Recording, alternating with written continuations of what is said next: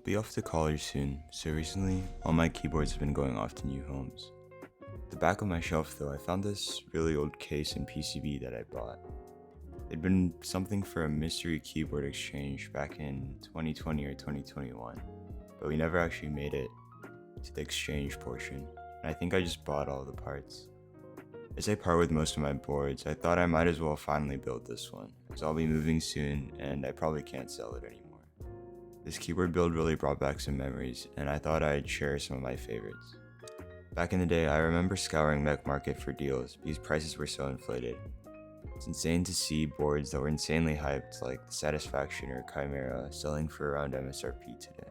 I think my budget for when I picked up this case and PCB and all these little parts was around $150. With the leaps that new budget kits have made today, I think I actually completely overpaid. I think this aluminum tray mount case was $80 alone on Banggood.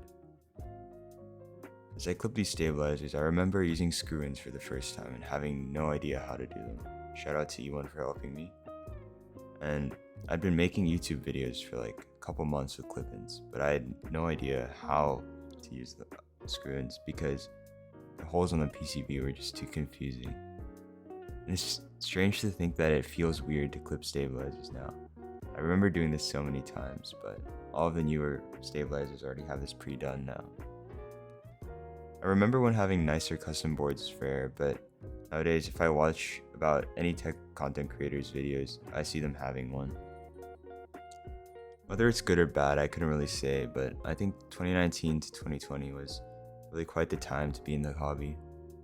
There was so much do-it-yourself, whether it was O-rings that nobody recommended, hand lubing, clipping stabilizers, wire balancing, making coiled cables at home. While a lot of the convenience we have now is really enjoyable, I remember falling in love with the hobby just because of how much there was to do with one board.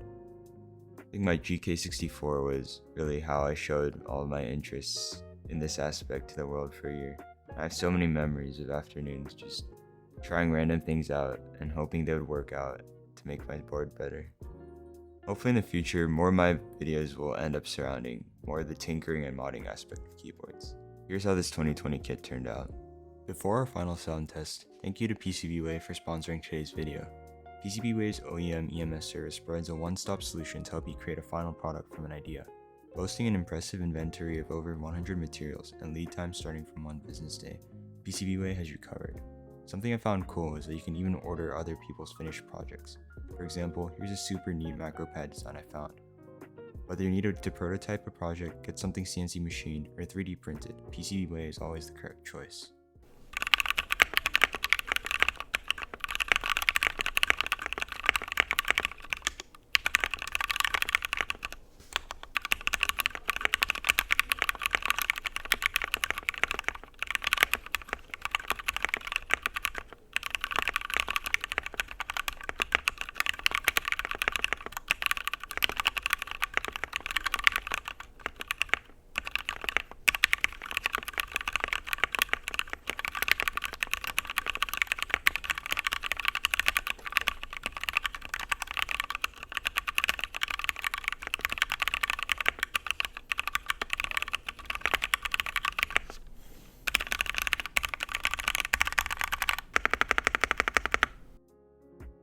For those of you who I've met throughout these years in keyboard servers or Reddit or anywhere, truly thank you for these happy years I was able to have in the hobby.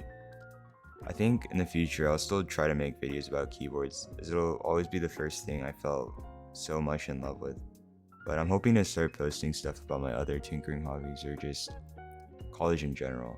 So I'm still not sure whether I should continue this on this Bear channel or somewhere new, but let me know what you think if you have any opinions. Hope you enjoyed.